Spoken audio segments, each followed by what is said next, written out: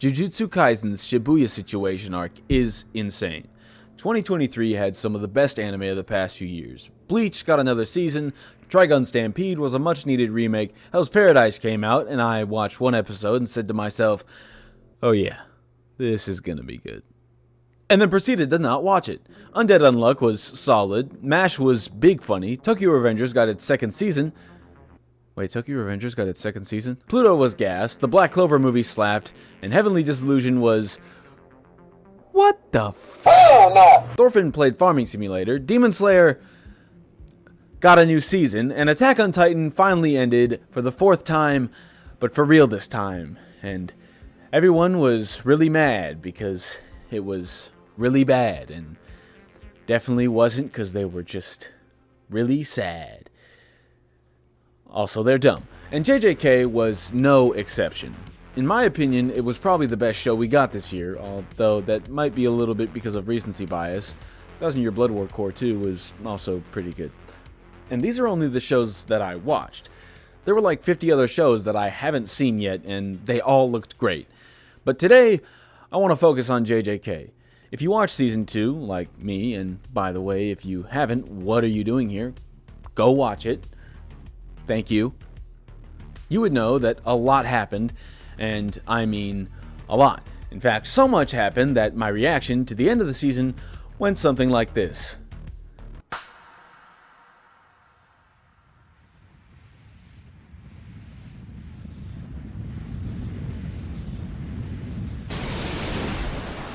Wow, that was incredible. What just happened? And I already read through this arc like a year ago. Am I dumb? Yes. Anyway, today, I just want to talk about my thoughts on the season and JJK overall, as well as a few cool things I noticed during the season. Also, I want to tell you why Gojo sucks. But before we get into the video, I'm going to need you to subscribe right now. I don't even care if you turn off all my notifications. Do it. Or I'm not going to continue. I'll wait. Come on.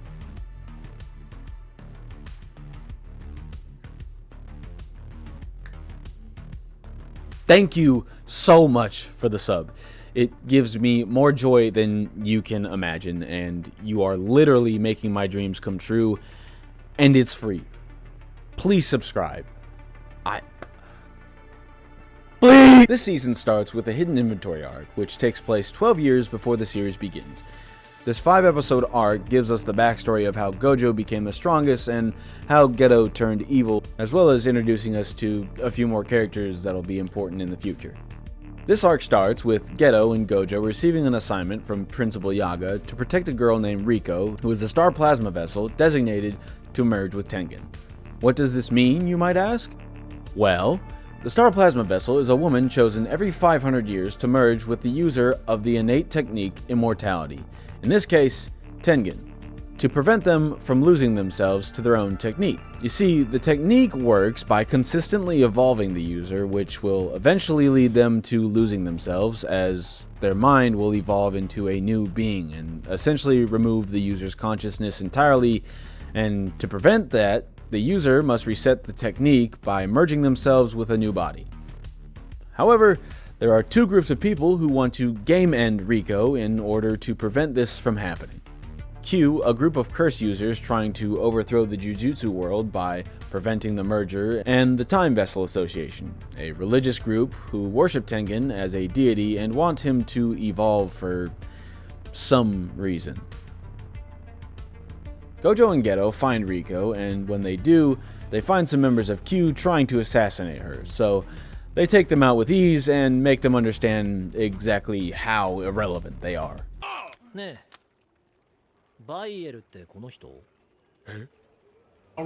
On the other hand, the Time Vessel Association is a little different. They don't have any sorcerers, but they do have a lot of money, and so they hire a hitman.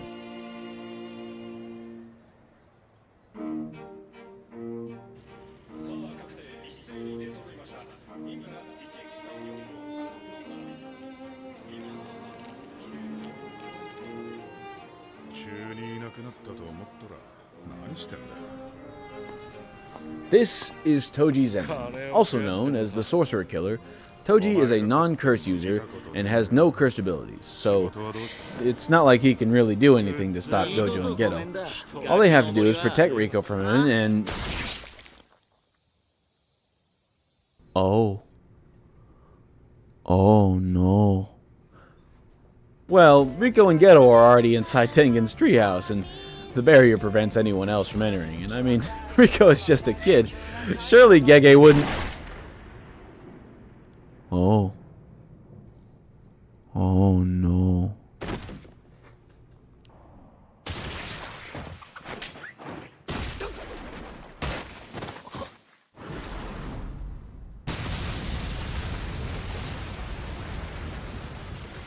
Well, that didn't go very well.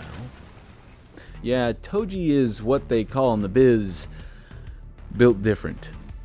He may have no cursed energy, but he's trained his body so well that he really doesn't need it. In fact, if he had cursed energy, it would almost be a detriment, as he's completely undetectable by other sorcerers because of his lack of cursed energy. Which is also why he was able to sneak attack Gojo and Geto and get past Tengen's barrier. So, Gojo and Geto fail their mission, and Toji gets his money. Get your money up, not your funny up. And after a hard day's work of killing some high schoolers, Toji takes his leave and walks into the sunset, getting his happy ending. Just kidding! Gojo learned reverse curse technique and healed all of his injuries and is now way stronger than before.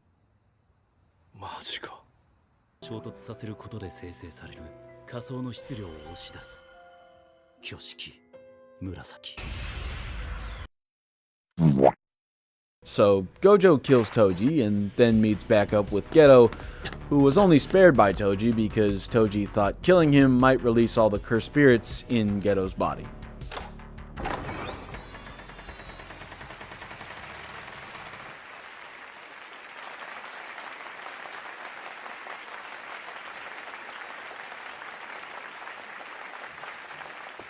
And this is where things start to go bad for Geto. Well, really, it started when Toji stabbed Gojo, but this is when Geto's mindset begins to shift. When Geto finds Gojo, he's in the middle of a room full of non-curse users holding Riko's corpse, and all of them are clapping and smiling. Clapping and smiling after they successfully assassinated a middle schooler. Yeah, Geto didn't like that very much. I will burn this planet down. However, when asked by Gojo if he wants to kill them, Geto says no because there would be no point in doing so.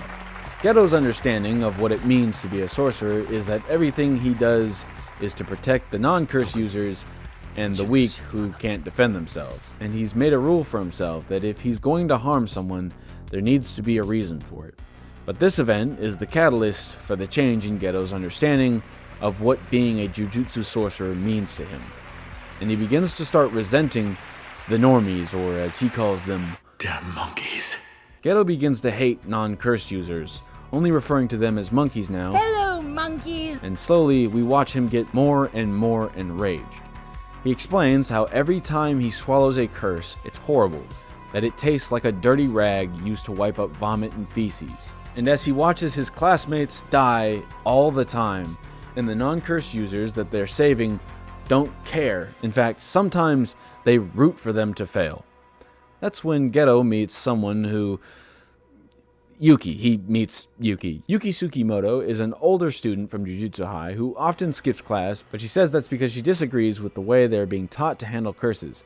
She doesn't want to just exorcise curses when they appear and cause problems.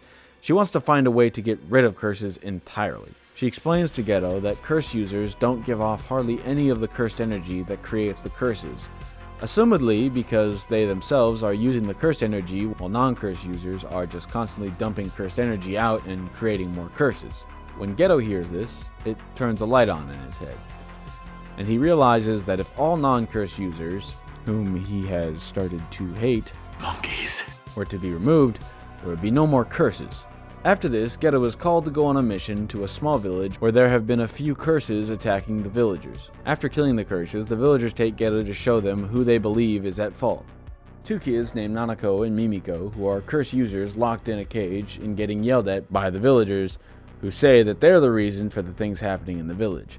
Geto, knowing they're innocent, kindly asks the villagers to calm down and tells them that the children are not at fault, and the villagers listen and release the girls, and then they all have a happy feast and celebrate. I will burn.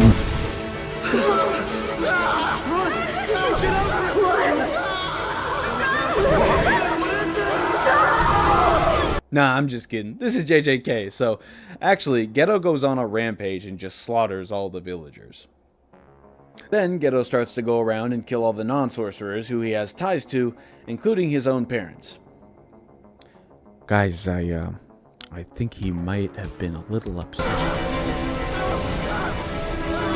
After the other sorcerers find out Geto has killed a bunch of innocent people, Gojo begins to search for him to ask him why.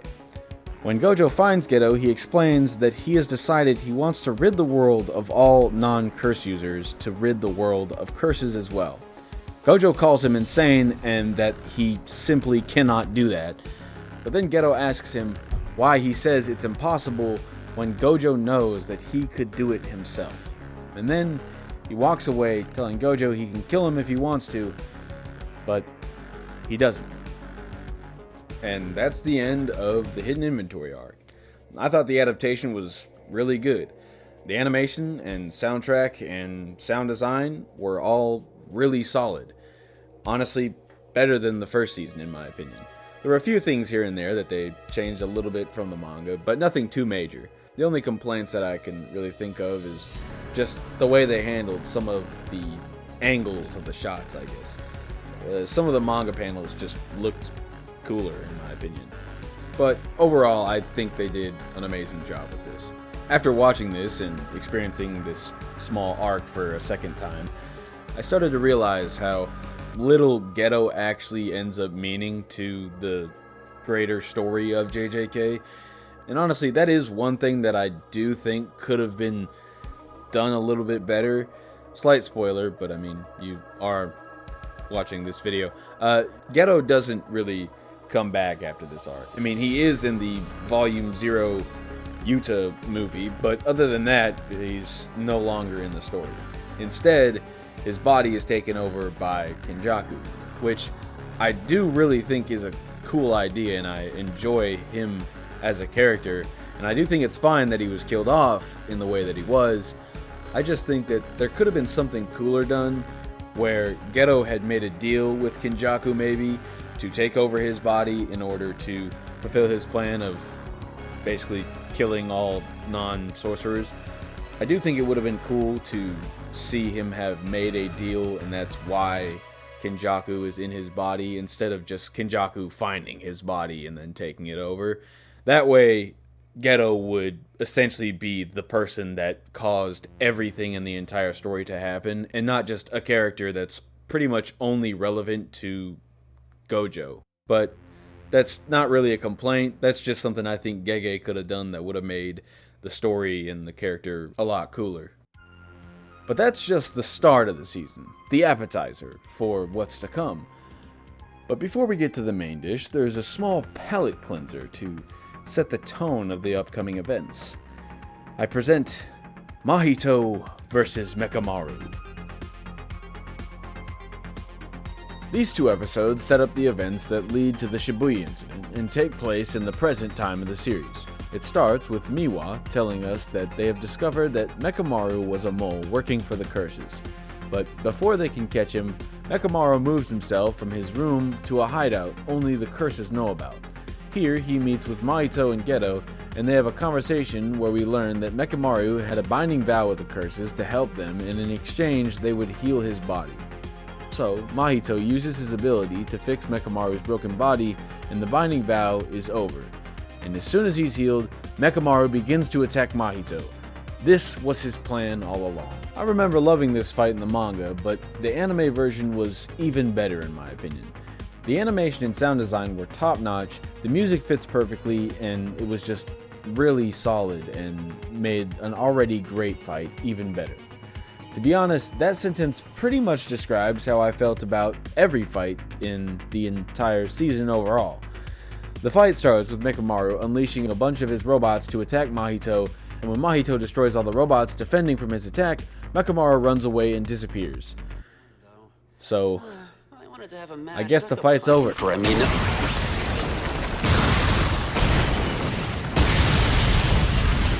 Just kidding, this man had a giant Ever robot hidden just below the dam he was hiding in. Mahito is done for. There's 0% chance he's making it out of this one. Boom! Big laser.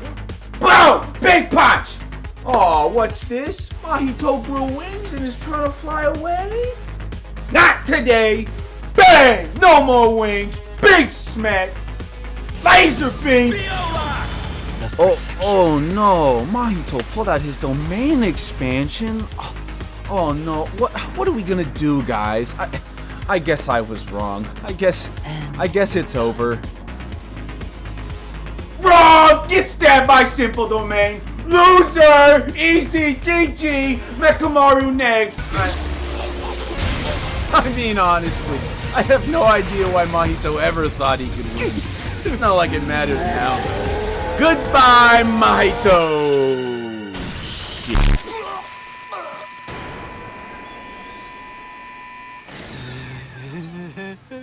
Yeah, Mechamaru doesn't make it out of this one. I love this fight though, if you couldn't tell. Not only because it's a giant Ever reference and it's got some really cool twists, but also because it's honestly the best way I think Gege could have set up this arc, and it perfectly sets the tone of the arc to follow, and almost screams at the audience, hey, yeah, you see this? If you don't like that, you should probably stop watching, because it's gonna get a lot worse. And with that, we finally arrive at the main event of the season, the true main dish. My friends, this is...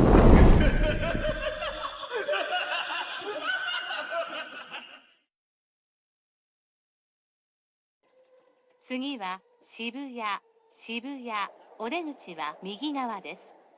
東急東横線、東急田園都市線、京王井の頭線、地下鉄銀座線、地下鉄半蔵門線、地下鉄副都心線はお乗り換えです。電車とホームの間が空いているところがありますので、足元にご注意ください。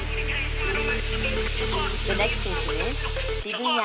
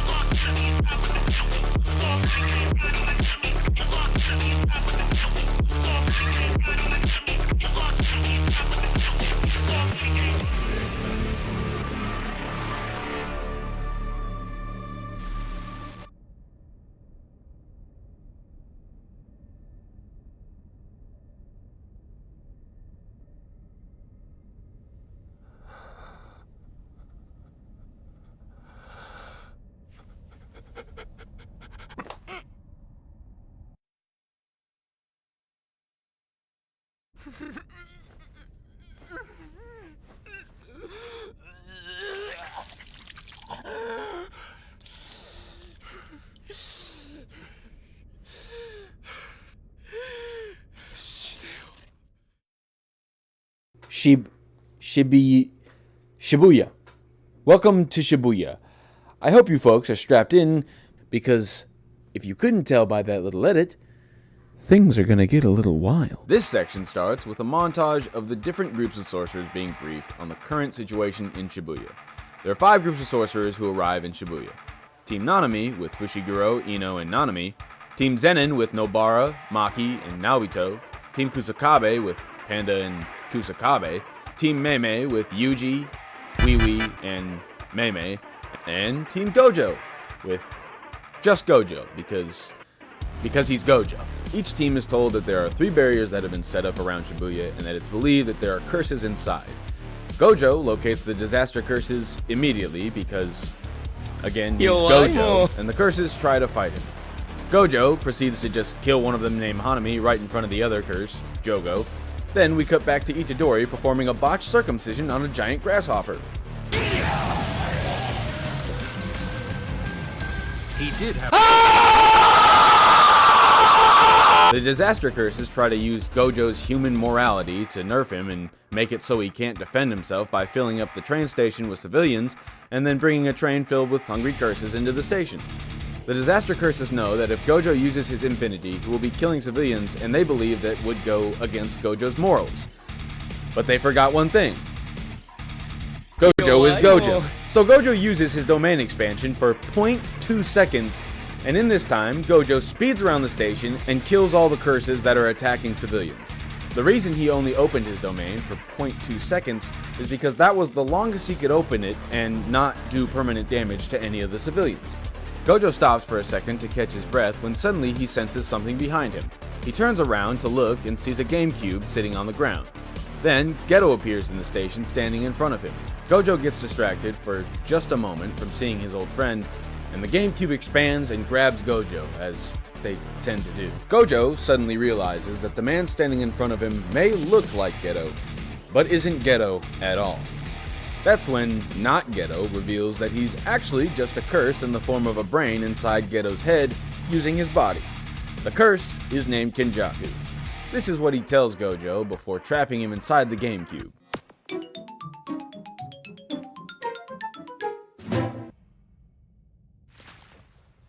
So now we can't use this anymore? With that accomplished, the curses start to go after their next goal. Jogo wants to turn Itadori into Sukuna, but Choso and Mahito want to kill Itadori. So the 3 all head out and search for Itadori and agree whoever finds him gets to do whatever they want to him. When we go back to Itadori, he's walking on the subway tracks with Meimei and Wii U, when all of a sudden a disc with Mekamaru's face on it smacks into Itadori's ear and explains that the real Mekamaru is dead. But before he did die, he programmed this disc thing to help Itadori in the event Gojo was sealed in Shibuya, which he knew the curses were planning to do.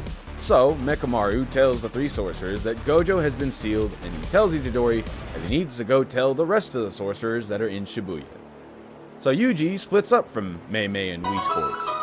Yuji runs out of the subway and gets on the roof of a building and yells out that Gojo has been sealed, and he begins to call for Nanami. Nanami's group hears him calling and goes up to the roof to meet Itadori.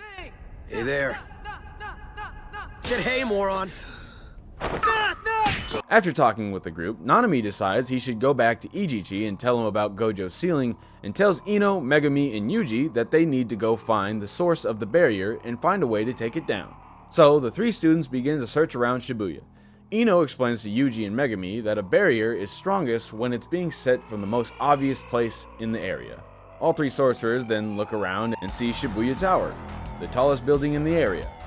And all at the same time, they all get the same idea. Up on top of the tower, there are 3 sorcerers protecting the seal. Old Bug Eyes, some dumb guy with a mohawk, and the old lady from Stardust Crusaders. Yuji, Ino, and Megami fly up to the roof using Nue, and Yuji uses a wire to grab the 3 sorcerers and pull them off. Bug Eyes gets caught on the wire and pulled off the top of the building, and Yuji and Megami fly back down to fight him. Ino stays on the roof to fight the other 2. Yuji and Megami get to the ground, and somehow Old Bug Eyes didn't take any fall damage after falling off a 750-foot building straight onto concrete. After fighting the old man for a while and listening to him complain about how strong Gojo is and how it scared him away from committing crime, Megumi begins to realize that all the hits landing on Bug Eyes aren't doing any damage. He tells Yuji that he thinks Bug Eyes has a curse technique that reverses the way damage affects him, in that the stronger the hit, the less damage, and the weaker the hit, the greater the damage. So they come up with a plan and jump the old man, and when he leaves himself open, Itadori whips out a black flash, and right when he's about to make contact, he stops his punch and taps Bug Eyes on the cheek. The old man realizes he's been had and gets folded like an omelet. Meanwhile, on the roof, Ino was having a fight with Mohawk and his Gam Gam. Ino uses his curse technique, Ultimate Shiesty, and pulls out the technique, Bullet Bill, and gets to blasting. Anyway, I started blasting. Bah! Bah! Granny immediately realizes neither her or her grandson are going to be able to handle Ino, so she decides to use her curse technique to summon someone stronger into her grandson's body. Toji Zenin, the man who killed Satoru Gojo. Kind of. However, it's just his body. The Mohawk guy's soul is still in control, so Ino should still be able to... Oh damn.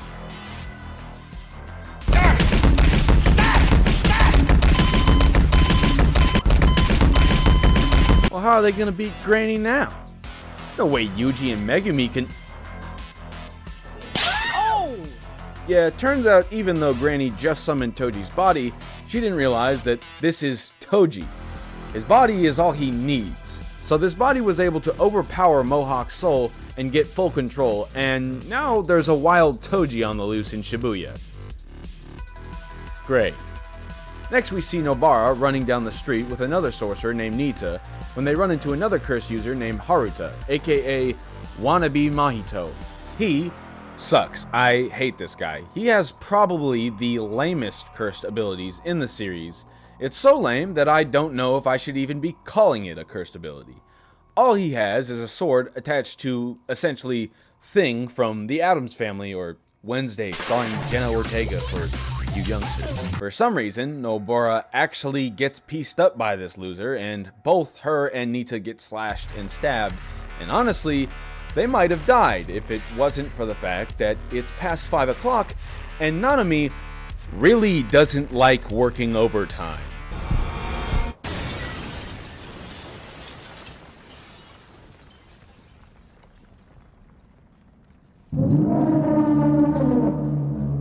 What does Harvey know about you and his little bully?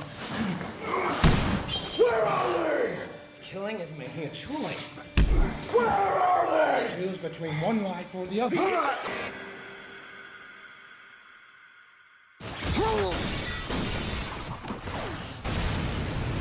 Mei Mei and Wii Fit are still walking through the subway when they finally run into Pseudo Ghetto. Mei Mei is able to figure out that this ghetto is a fake, but before she can attack, he spawns in a curse to take her out. The Smallpox deity. The curse instantly opens up its domain on Mei Mei and Wii Play, and Mei Mei is put in a casket. Not like she died, but literally this is what the domain does. The casket is then hammered into the ground by a giant boulder, but before the domain can complete its effect, Mei Mei escapes the coffin. Mei Mei realizes the curse has no eyes and deduces that it must be selecting its target based on whoever has the most cursed energy in the domain. To test this, Mei Mei imbues one of her crows with her cursed energy, and when the crow is killed, she knows she's right. She then asks Wii Sports Resort if he is willing to die for her, and he agrees to do so. So Mei Mei gives Wii Party the go-ahead to raise his cursed energy, and he gets put in a casket. While he's in a casket, Mei Mei runs over to the curse and cuts it down, killing it and saving Wii Music and freeing them both from the curse's domain. Yuji enters another train station and is greeted by the blood manipulation curse user, Choso. And before Itadori has even stepped into the station, Choso charges up a blood laser and starts blasting at Yuji, and it ends up putting a hole in his left forearm. This is my favorite fight of the season, and it's honestly one of the more tame ones, at least compared to things that happen after it. But there's something about the hand-to-hand combat in this fight and the context of what it really means that I really enjoy, and the anime again only makes it better with the animation, music, and sound design all being perfect. Anyway, Yuji weaves around Choso's shots and ends up landing a hit on him, but then Choso asks Yuji if his younger brothers said anything when he killed them. Yuji then realizes he's talking about the 2 curses that he helped exorcise at the end of Season 1 at the Yasohachi Bridge. Yeah, there you go. Yasohachi Bridge. Yuji tells him no, but they did cry. This enrages Choso for obvious reasons, and he begins to spam blood attacks at Yuji, who is dodging to save his life at this point. And then Choso throws him across the station and charges another piercing blood. Yuji realizes he doesn't have enough time to move out of the way, so he jumps into the air. This delays Choso from shooting and allows Yuji to dictate when he fires. Yuji uses this to just barely move his head out of the way of being shot, but it was so close that it did end up blasting some skin off of Yuji's face, and this is how he gets the scar on his face that we see for the rest of the series. As soon as he gets close enough to hit Choso, he gets blasted in the back with some exploding blood, and then Choso stabs him in the foot, but Yuji lands a few kicks on Choso and pushes him away. Choso removes Yuji's appendix in return and sends him flying back.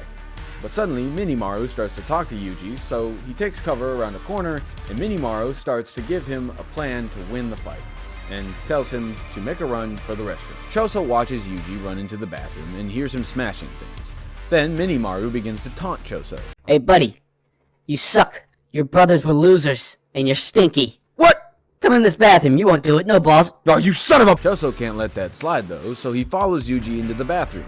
Upon entering, Choso sees broken toilets and sinks spraying out water all over the bathroom, but no Yuji. That's when Yuji jumps out from behind him and hits him with a sucker punch. Choso is able to dodge it by jumping backwards into the bathroom, and then he notices.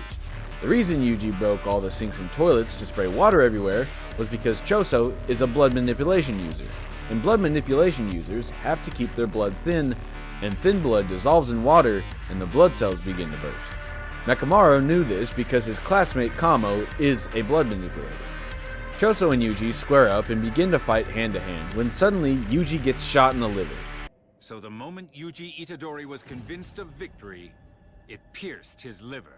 Choso had been hiding a bit of blood in his hand before they started fighting, and when Yuji had left himself open, he shot him with a blood meteorite. Yuji begins to feel disoriented and feels like he might be done for, but before he falls down, he calms himself and stands his ground, realizing he needs to put all his fear into cursed energy. Yuji then states that he realizes what he must do now. Take Choso down, even if it means dying. For the sake of everyone else, Yuji will win. So this attack using my right fist as a distraction?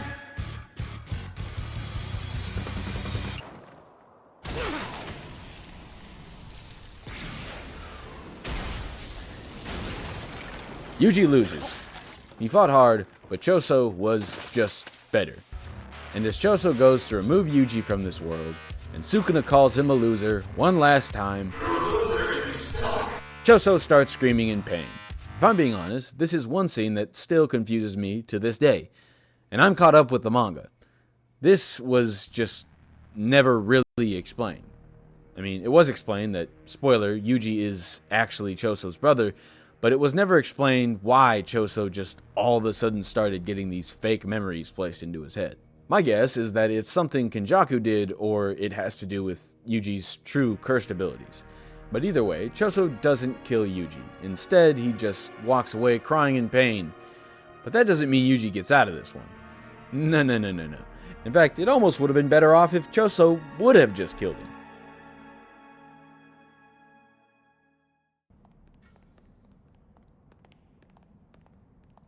There he is.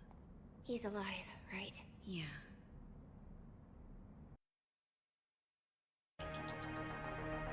Nanami finds the rest of the Zenin team walking through the subway and tells them about Gojo's ceiling when a curse appears in front of them. It's a wild Dagon! Catch him! Aw man, he escaped! Dagon begins to cry. Uh-oh, looks like he might... The wild Dagon has evolved.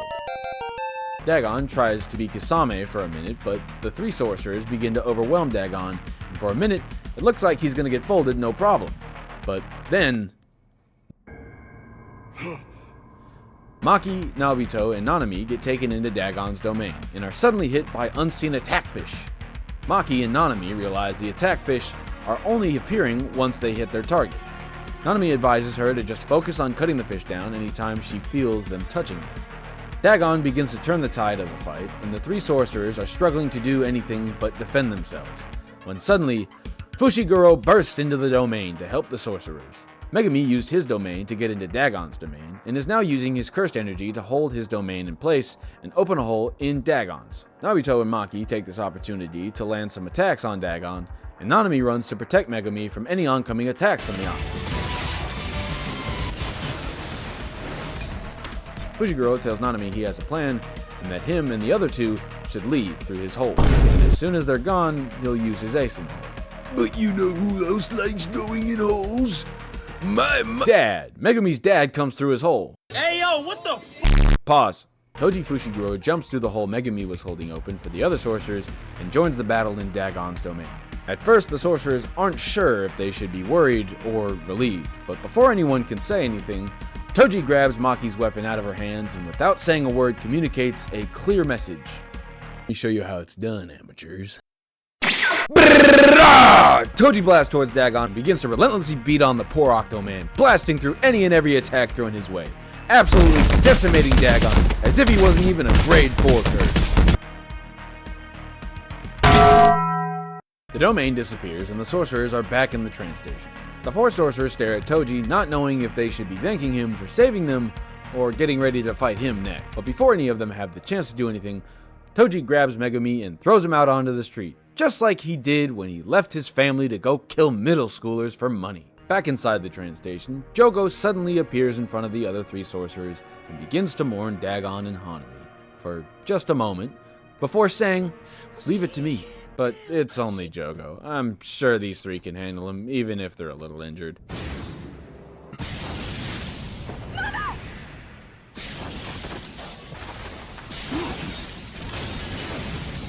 I stand corrected. Jogo burns the three sorcerers and then suddenly senses Sukuna's cursed energy. Meanwhile, Yuji has unwittingly entered a Sukuna finger-eating competition hosted by Mimiko, Nanako, and later Jogo. 1, 2, 3, 4, 5, 6, 7, 8, 9, 10, 11, 12, 13, at least 15! Yay! Time for your prize! It's Sukuna! Yay! Raise your heads up now.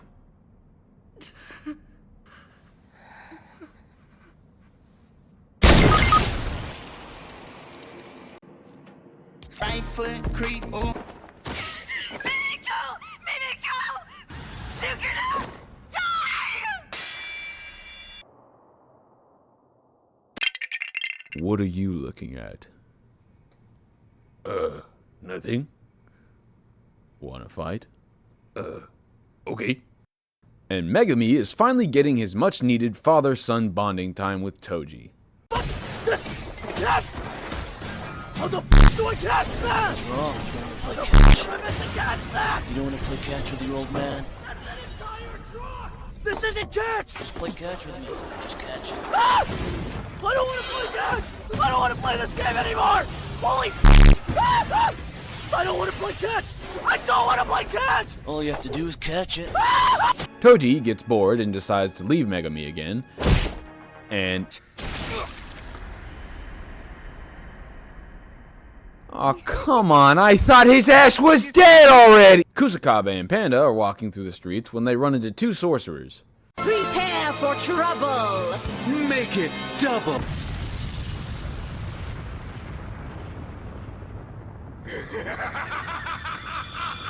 This is the beginning of the best sequence of the season, in my opinion.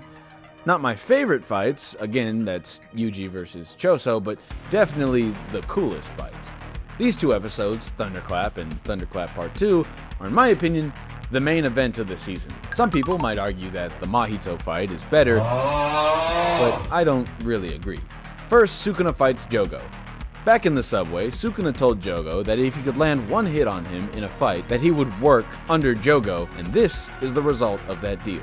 Jogo unleashes everything he has against Sukuna, blowing up multiple buildings and flooding multiple streets with magma. But Sukuna just evades everything and smashes Jogo through a building and calls him pathetic. Jogo becomes enraged and unleashes his ultimate attack, Maximum Meteor. exclaiming that even Sukuna couldn't have gotten hit by that and came out unharmed. Sukuna corrects him, saying if he had gotten hit.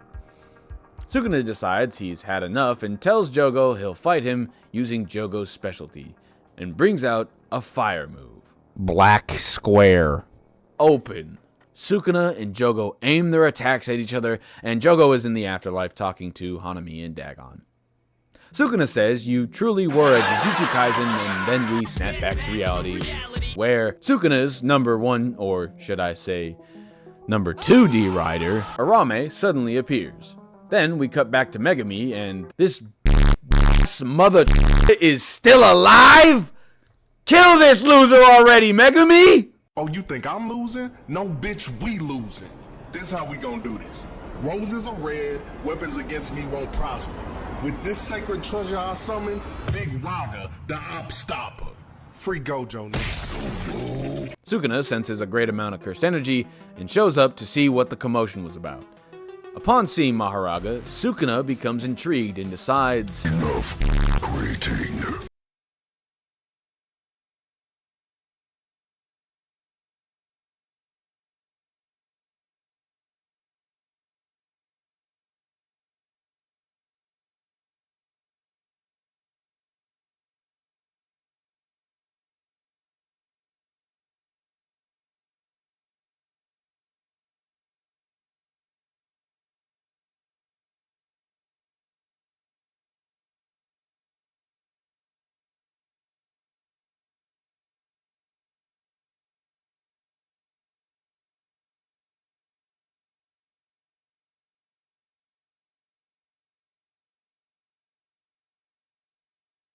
Sukuna senses a great amount of cursed energy and shows up to see what the commotion was about. Upon seeing Maharaga, Sukuna becomes intrigued and decides, enough waiting. Time for the durability test. Sukuna throws a cleave at Maharaga, and in return, he gets thrown into a building. Sukuna jumps out of the building, and the two start to throw massive attacks at each other. Sukuna is able to constantly evade and block Maharaga's attacks, so Sukuna begins to throw some attacks of his own. He throws Maharaga through multiple buildings and hits him with multiple slashes, but Maharaga is able to adapt to all of it, and becomes more and more immune to Sukuna's abilities. The two continue to fight, and demolish anything in their path. Sukuna continues to test the limits of Maharaga's adaptation, and eventually admits he's impressed by Fushiguro's technique. But Sukuna decides it's time for him to put an end to this, and decides to open his domain, Malevolent Kitchen. Domain expansion. Malevolent Kitchen.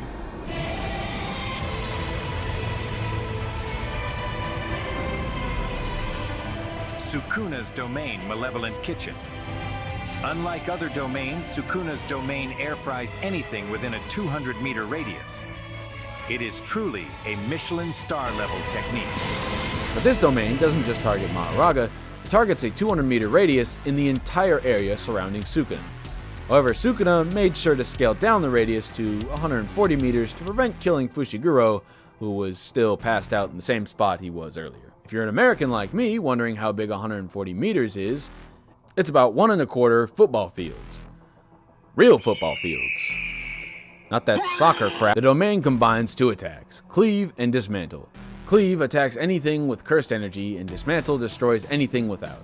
Both of these relentlessly attack all targets in the radius of the domain until the shrine is closed. Maharaga takes the domain on at a point-blank range and is just barely able to adapt and survive it. But before Maharaga is able to regenerate again, brings out the move that made Gojo cry, and unleashes it directly onto Maharaga's face. Finally putting him down, as he had finally run out of adaptations. And that concludes... Why are you still here? Why is he even here? He's the most pointless, useless, annoying, foul, dumb character I have ever seen. I genuinely can't think of a worse character to ever... Shigemo's stock of miracles had run out. I want to thank you, and you, and you, and you, and you, and not you! Sukuna's reign over Yuji's body is almost at an end, as his soul begins to retake control. So Sukuna, wanting to show off his work, decides to walk over to a perfect viewing point of the destruction and allow Yuji to take over once again. You little brat, be sure to savor this feeling forever.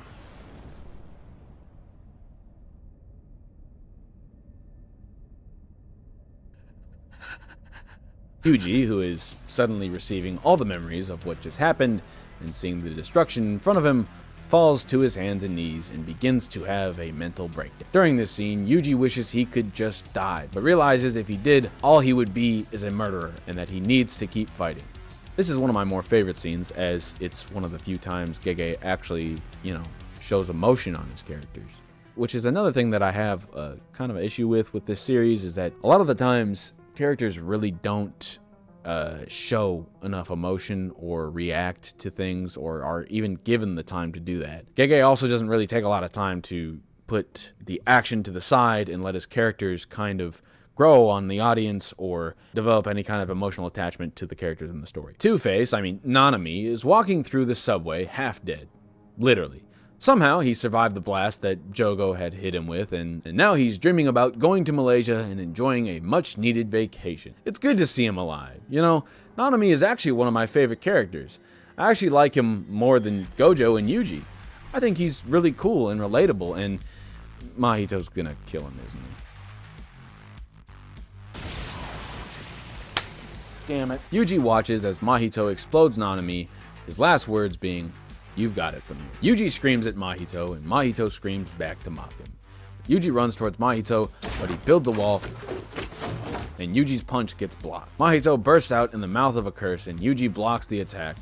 Mahito goes for a second hit this time with a blade, but Yuji ducks out of the way. Both of them stop for a second, and Itadori asks, "How can you play with so many people's lives? How can you? So many and so often." Mahito laughs at this question and says, "Here's a simple answer, since you're such a simple guy. Yuji Itadori, you are me. Until you accept that fact, you will never beat me." If I'm being honest, I really don't care for this element of Mahito's character.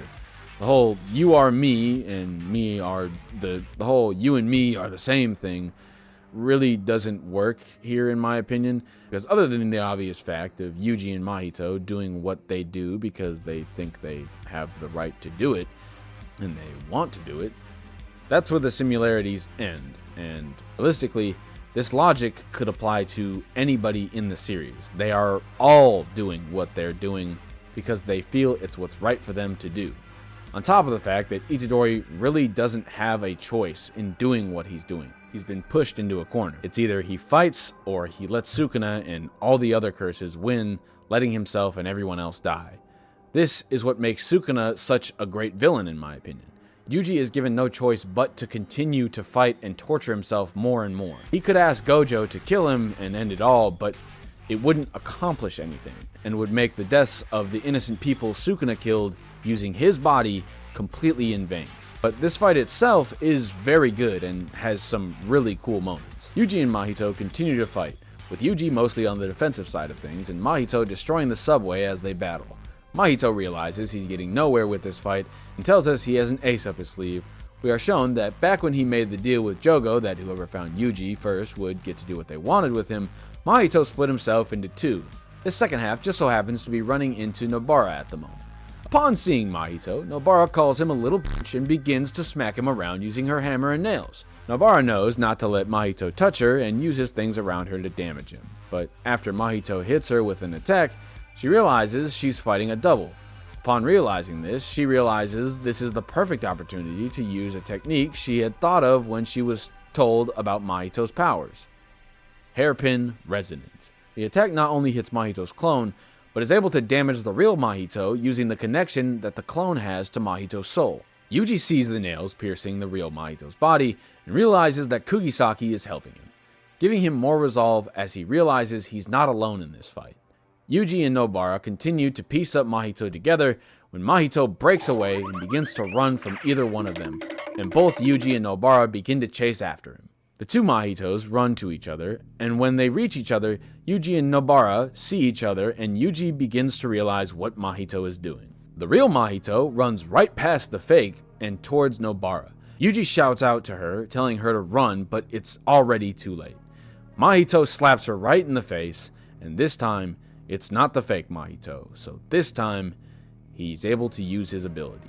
The camera focuses on Nobara's face for a second, and then we cut to the year 2009, where we're shown a young Nobara playing Smash Bros. Melee, and blah blah blah, Nobara dies. I read about. Yeah, I kind of hate this little flashback that was shown here because it kind of serves no purpose. All it shows us is a small piece of Nobara's childhood that has no relevance to her current situation or her greater narrative as a character, and only takes away from the impact of her death. Yuji does get told by another sorcerer, Nita, that she has a small chance of survival, so maybe she'll come back later in the series, but realistically, I think this line was just put in by Gege because he didn't know if he was going to keep her dead or not. The reason I think that is because Gege stated that by the end of the series, he's either going to kill all the main four except for one, or only let one of them die, and with the way current events are shaping up in the manga, kind of seems like we're going to get the former. My bet is that Megami is the only one who's going to be left alive. You might think I'm smoking, but trust me, I got the script for the rest of the series from Gege himself. Anyway, Yuji starts crying and getting thrown around by Mahito when Echo, with the warning that all things are impermanent. However, sorcerers like us are the exception. After giving Yuji a pep talk, Todo runs at Mahito and begins to throw hands at him. Yuji gets back up and hits Mahito with a black flash. Todo and Yuji fight Mahito in a 2v1, going blow for blow, band for band. The three of them brought out 120% of their potential, but the fight was getting a little cramped in the train station, so Todo goes plus ultra, and they take the fight to the streets of Shibuya. Todo and Yuji continue to jump Mahito, so Mahito uses a technique to combine multiple weak souls to make a super strong transfigured human to even out the fight. The transfigured human gets Todo away from the fight, and Yuji continues to fight against Mahito. Todo eventually destroys the transfigured human with ease, and then takes out two more before returning back to Mahito with Yuji.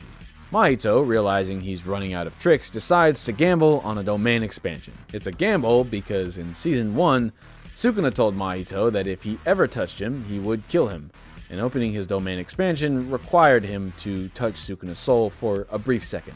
Mahito opens his domain, hoping Sukuna won't kill him, and is immediately confronted by Sukuna, and tells him to not get in his way and that he's going to kill Itadori. But Sukuna has his AirPods in and can't hear Mahito, so he doesn't even respond.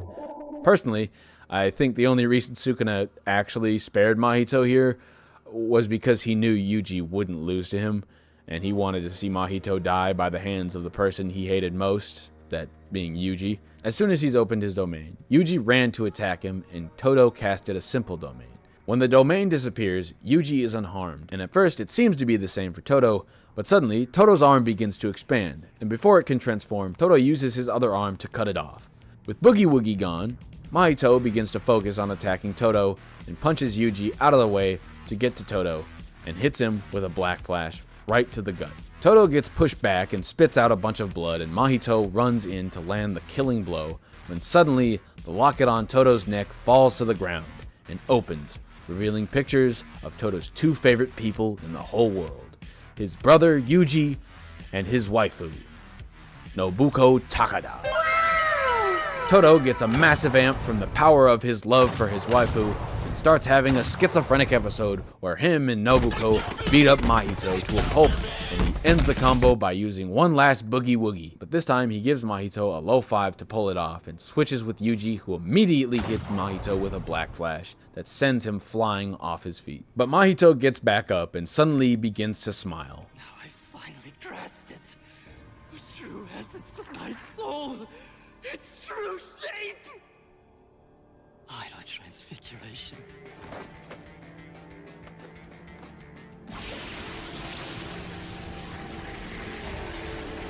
It's a happy birthday, Itadori. Mahito awakens his true form, and he tells Yuji that once he kills him, he will truly be born. The two continue to fight, and Yuji begins to realize he's fighting at an absolute disadvantage. Mahito now has super tough, nearly impenetrable skin and daggers that he can expand from his elbows that allow him to hit Yuji at a long range. This is the part where this fight goes from a 10 to becoming absolutely amazingly trash, in my opinion. No, you didn't hear me wrong. I don't like this fight. Now, trash might be a little harsh, but I think this fight has an extremely poor finale that makes this new transformation Mahito gets kinda garbage.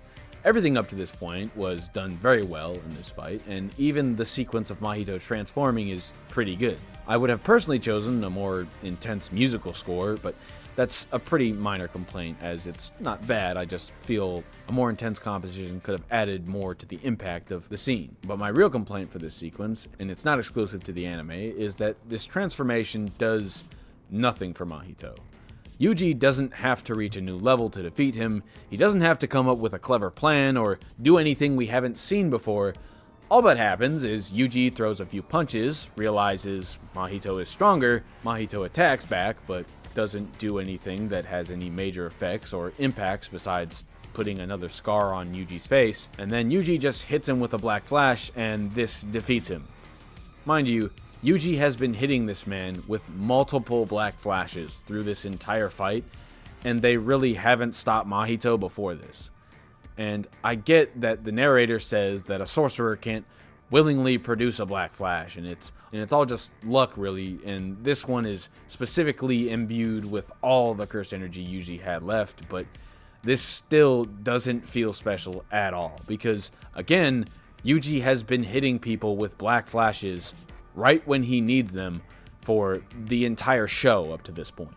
And this, being no exception, feels very cheap. In my opinion, it would have been way better if Yuji's black flash failed here and he had to try over and over again until he figured out how to use them at will, and then use them in a barrage on Mahito. Or if Yuji was able to pull off multiple black flashes at once in this scene, and that's what took him down. But nope, Yuji just hits Mahito with another black flash and he gets punched out of his new form and has no cursed energy left to fight.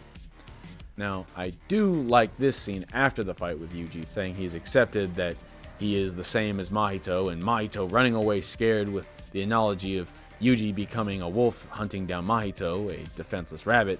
However, I do think this metaphor is kind of poor, as it shows a very large difference between Mahito and Yuji, when the whole point is that Yuji has accepted that they are the same, and that they are like two animals just doing what's in their nature. But the similarity is lost with him being a predatory carnivorous animal and Mahito being a wounded prey herbivorous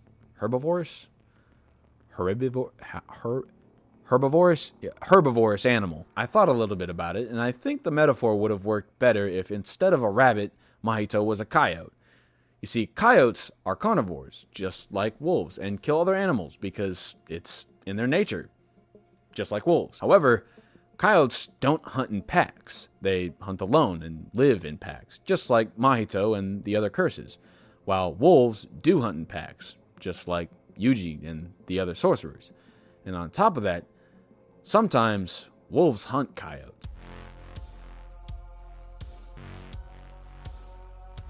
But the metaphor he used here is great on its own, and seeing Mahito scared and crying is extremely satisfying.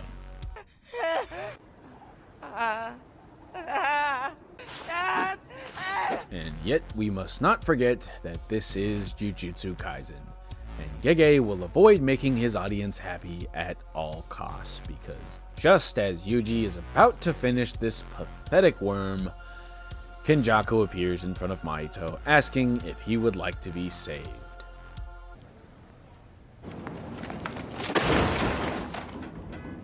Also, something else happens that I'm not going to talk about.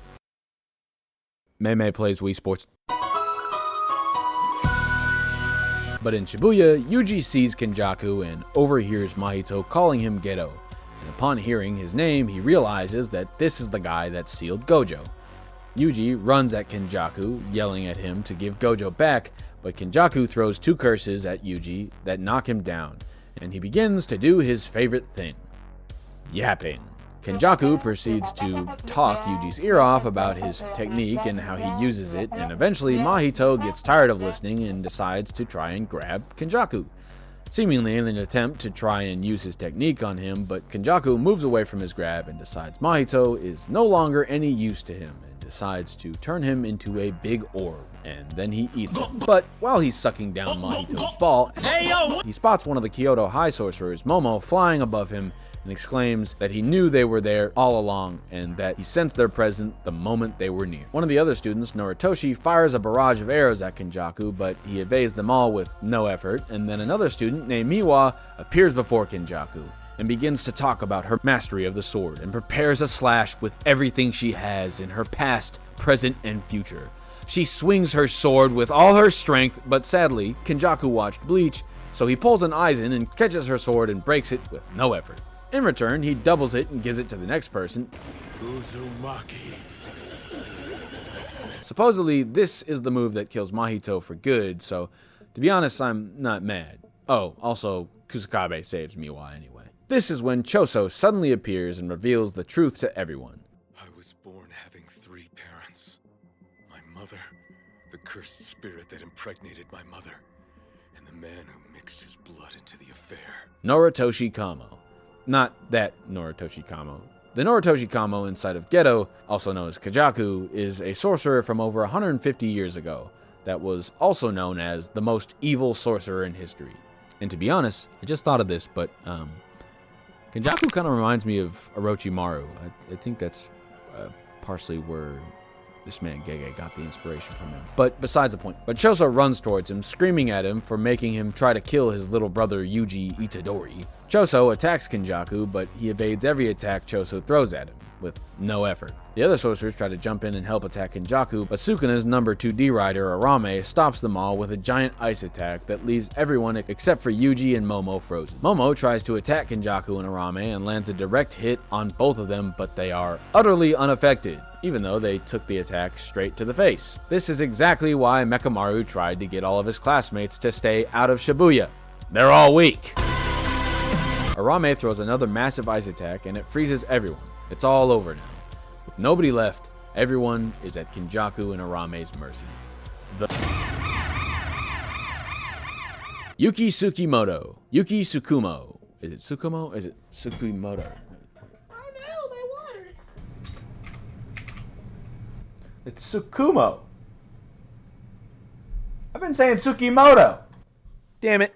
Yuki Tsukumo, sorry for calling her Tsukimoto earlier, the same girl who set Geto off on his path to kill all non-sorcerers, returns, and now she's a special grade sorcerer, and she's once again here to ask the important questions. What kind of woman? Kenjaku leaves the question unanswered, but instead begins to yap once again about his evil plan. In this monologue, he explains that his goal is to bring chaos, and in doing so, to produce stronger curses, curse users, and non-curse users. So he uses idol transfiguration, which he received after swallowing Mahito's ball, thanking Yuji for getting Mahito to his full potential during their fight.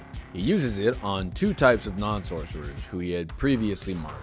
People who had ingested cursed objects, like Yuji, and people with cursed techniques whose brains were meant to be non-sorcerers, like Junpei. Alright, be my boy. He gave the ones like Yuji more strength as vessels, and he gave the others the ability to use their curse techniques. Then he breaks the seal he put on the cursed objects and awakens the ones he had put into comas. I'm back out my coma. Shibuya is then flooded with a sea of curses spawned in by Kenjaku, and he flees away with Gojo inside his GameCube and says he expects a lot from Yuji and asks if Sukuna is listening, and says the golden era of curse techniques is beginning once again. This is the end of Shibuya. It's a little abrupt, but it works well enough. You kinda have to just assume that after Kenjaku fled, the sorcerers fled with the wounded and exercised some fodder curses to escape. I would have liked to have seen how they escaped, but like I said, this works just fine to the end of the arc.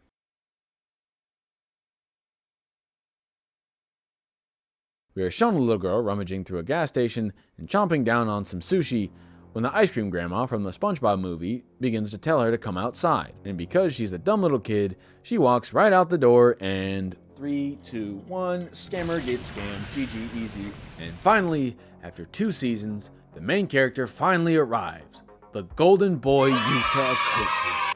Honestly, I have to give Gege some props for having the balls to introduce his main character and then tell a side character story for a whole 2 seasons, and then finally back to the real story and the real main character. But Yuta returns and he's got a new mission.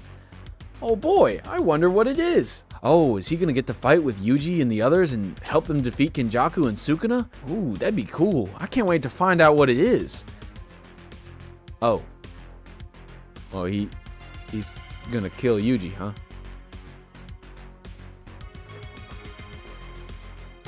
We're shown a montage of people freaking out all around Tokyo and talking about the events of Shibuya, but who cares about all that? They're not special. The Jujutsu headquarters releases a notice that 1. Geto's survival has been confirmed and he has been given a second death sentence. Gojo has been banned. Yep, you're banned. From the Jujutsu world, and releasing him from the GameCube is a crime. 3. Principal Yaga has been sentenced to death because f*** them, that's why. 4. Yuji's execution is to be sentenced immediately. And 5. Yuta is sent to kill Yuji. Then Yuji claps his hands on a bridge and bada boom bada bing, the season's over. And the Mappa workers rejoice as they're finally allowed 10 minutes to see their families and sleep a little before immediately starting on JJK Season 3. Yeah, it got announced like 2 weeks after the season came out. Mappa is not a fun place to work, I assume. This season was crazy, wild, some would even say insane. And what's even more insane is the fact that it could have been even better. I saved addressing this until the end, but I'm pretty sure everyone knows by now. But the Mappa staff who worked on and animated this season have made it very clear that this season, as good as it was very negatively affected by poor working conditions and time constraints put on them by the higher-ups of the company. They have even stated that there are entire sections of certain sequences, like the Maharaga fight, just missing because they weren't given enough time to actually finish them. But besides the obvious drawbacks this caused, this season is truly a shonen masterpiece and will stand as one of the best arcs in anime of all time. I'm already extremely excited for the next season, as the Culling Games arc in the manga is just as insane and amazing. This arc in specific, though, means a lot to me as someone who is working to create their own series someday. For the past few years, I've imagined and written an arc pretty similar to Shibuya, although still extremely different, which I had the idea for before I read Shibuya, by the way. So, hey, if you think I'm copying, I'm not. I actually got this arc, the one that I made, the York City arc in Hunter x Hunter, was what inspired it, and I'm guessing that's also what inspired Gege. But upon reflection, it is kind of similar. I hope it's different enough that people enjoy it and don't just call it a clone. I think it is, but I guess we'll see eventually. It's going to take a while for that to actually happen, especially with the fact that I'm doing YouTube and not just like putting 100% of my focus onto that, which I really should be. Kind of sucks. Anyway, the greatness of the Shibuya arc is in the chaos of it all. The arc isn't just bad guys versus good guys. There are multiple fights where there's bad guys fighting bad guys, good guys fighting bad guys, random deadbeat dads trying to reunite with their sons, and in the end, the good guys lose more than the bad guys. But again, where this arc shows its beauty is in its chaos and anarchy.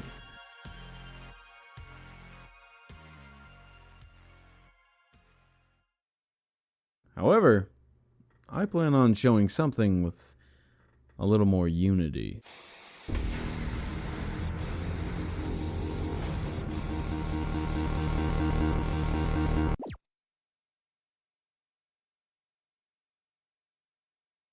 But before we finish the video, I have one last thing, one final part. The Gojo rant. I just want to I just want to say how much I hate the public perception of Gojo and like people wondering how could Gege not like this character? How could he think? How could he say that he dislikes Gojo as a character, as a person? Are you not watching the same series I am? This man is the biggest I have ever seen. his entire character is based upon the premise of himself being, or of him being so selfish that he distances himself away from every single person in his life based upon the single sole fact that he is stronger than them. Excuse me for swearing, I don't like doing that, but jeez, he's a dick. And not only that, not only does he specifically push everybody away and pretend like he can't relate to them because he's stronger. Like, yes, he's fit. That's like me saying, you know, I don't have any good friends, you know. All these people that I think are my friends, they're not really my friends. You know why? You know why? It's because I can bench press more than them, and they just can't relate to my strength. I'm just so much stronger than them. That's what that's like. Anyway, not only that, but the fact that he absolutely just he goes into every situation without any care or any kind of pre-planning or like any kind of hesitance or hesitation. He just immediately goes in, like in Shibuya, he immediately goes to the curses. Like, yes, I get that he knows where they are because he can sense them, and he's Gojo, he's strong, but that's the whole reason he got caught, is because he just completely disregarded any like doubt in his mind, any thought that he could lose this fight or be trapped or that they had any kind of plan that could stop him. He just immediately went against it and said, yeah, the smartest idea is for me to take these guys completely head on and just go directly to where they expect and want me to go. That's the smartest idea. And then look what happens. He gets caught off guard and thrown into the prison realm. And then he immediately, as soon as he gets put into the prison realm, he's like, man, I'm not worried about this. Everybody else has got this handled. He's not worried about anybody because he doesn't care about anybody. He knows they're not strong enough. He got trapped. You think that do we honestly think, do you think that Gojo honestly thinks that the other people can stand up for themselves against somebody who was able to trap him? And yeah, I get that he was trapped because he was caught off guard by the fact that it was Geto's face and his body. But still, like, obviously these guys are crafty. Obviously they have a plan. You should be kind of worried. But no, he doesn't care at all. And then, not only all that, but as soon as he gets out of the prison room, spoilers, as soon as he gets out of this prison room, and he tries to fight Kinjaku and stuff. Okay, that's kind of normal, you know, that's understandable. But what I really have a problem with is the Sukuna fight, right? Like, again, spoilers. I'm going to just skip forward. When he dies is the specific part that I'm going to talk about. When he dies, he completely, like, just disregarded Sukuna and left himself open for, like, knowing how much of a threat this man was. He just, he doesn't have any kind of, like, guard up. He's like, no, I'm not going to be beat because I'm the best. He's so cocky, and that's his, like, main fault. And the thing about it is, like, as far as Gege goes, I understand why he hated the character, but, like, why would he not try to at least have him have some kind of dialogue in the afterlife when you're shown that of him, you know, being like, dang, I guess I shouldn't have been so cocky in life, and I guess I really wasn't that far, like, you know, talking about the things that he made mistakes on, or like the thoughts that he had that were, you know, that weren't great for everybody around him. But, you know, he doesn't care. Again, he's just Gojo, and he doesn't see that he's flawed in any way. Okay, he's a dick. But some people just, I see a lot of people acting like he's this, like, flawless, just great, fantastic guy. It's like, no, he's a very flawed character, and it's not like a mistake that he would, like, that's intended fully. Also, when he died, why was that off screen? Why? I get that Gege might not have liked the character and might have wanted to do it in the most disrespectful way possible. And honestly, I really do like the the panel, or not, the chapter to chapter, like, read, when you read it in the whatever chapter, well, I don't even remember, I'm not going to pull it up, but you read the chapter and it's Gojo 1, and he's looking off in the distance, and Sukuna on the last panel was seen all beaten up and pretty much destroyed. And then the next chapter opens, and it's like, what is this? What the heck is going on? Why are we seeing younger Gojo? And then it's like, oh my gosh, he's in the afterlife, and you see he died. Like, that was a great shock. That's a great switch. But at the same time, it's like, I really would have liked to see Sukuna pull off that move, right? Like, at least some kind of reference to the fact that that happened. Like, maybe some kind of slash in the back, like on the panel where he's looking up, have some kind of like slash in the middle of the page. So it's like, you wouldn't be able to tell immediately that that was a problem. You would, like, in the previous chapter, you would think, oh, that's just like an effect that he added in to make the panel look cooler. But in reality, it's like you get to the next chapter and it's like, oh, no, that was Sukuna literally slashing through this man. That would have been great, I think. And I really hope that in the anime, that when this happens, or it's probably going to be like the 4th season, unless they do something like with Demon Slayer and Chainsaw Man, where they split it up weirdly, which I hate. But I really hope that they at least in the frame where Gojo is looking up and it says he won, you know, it'll probably be in the narrator saying he won and he'll be looking up. I really hope that it just shows like a flash and then it like cuts to the commercial break or ends the episode and then it opens or comes back with him in the afterlife. Like, just at least give something. Give something instead of just like, because we don't know if the fight went on for another 20 minutes and then somehow he died, or if it was just right then and there. It doesn't seem like it could even be right then and there, but I'd really like it to be, because that's like, it's kind of in character for him to be so cocky that he doesn't even perceive that he could be he could be taken down at this moment in time. But yeah, no, that's the Gojo rant. I love the character, mind you. I think he's great for the series. He's extremely iconic, and I love the fact that his powers go directly with his own flawed mindset. And honestly, you could even make the connection that, you know, he couldn't see the flaw in his powers, and yet Sukuna was able to see it. Like, there was a flaw, and he didn't see. Like, yeah. Anyway, that's the Gojo rant. Thank you for watching, and thank you for watching this video. It took me way longer than it should have. Shibuya ended like literally almost a year ago. Or, I mean, the season started over a year ago. Shibuya, holy jeez, bro. I have wasted so much time making this video. And I'm hoping to make some more videos. I'm going to try to do just 10-minute videos, just pop them out, bam, bam, bam. You know, less quality, more quantity type thing. Except it'll be the same quality. It's just less long videos, more output, shorter videos coming up after this. Also, you better like and subscribe right now. I swear, bro. I spent so much time on this video.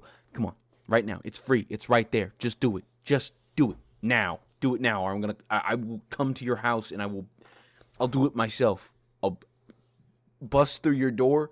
I will grab the computer mouse out of your hand. I will smash it into bits and pieces after liking and subscribing to my channel. And then I'll look at you with disgust and walk out. Just like your dad. Anyway, honestly, I've missed a lot that I've wanted to talk about in these last few months. There's been a lot that's came out. A lot of games and shows. I mean, shoot. Like, I remember when I first started this video, I was like, oh, I think it was Invincible came out, and Invincible Season 2, and I was like, oh yeah, let's talk about that. And then, I'll make a video about that. And then, like, Solo Leveling, I was like, oh, I'll make a video about that. And then just more and more stuff, like Helldivers 2, all this, the Elden Ring DLC, everything. There's just been so much stuff that's come out, and I really wish I would have been able to make videos on them, but that's just not how it turned out, and I'm sorry about that. But I will be getting back on that grind and making videos soon. But yeah, that's the end of Shibuya. That's all that I got to say about that. Actually, crazy idea. What if I just talk about all the things that I wanted to talk about? Actually, that's a great idea. Let's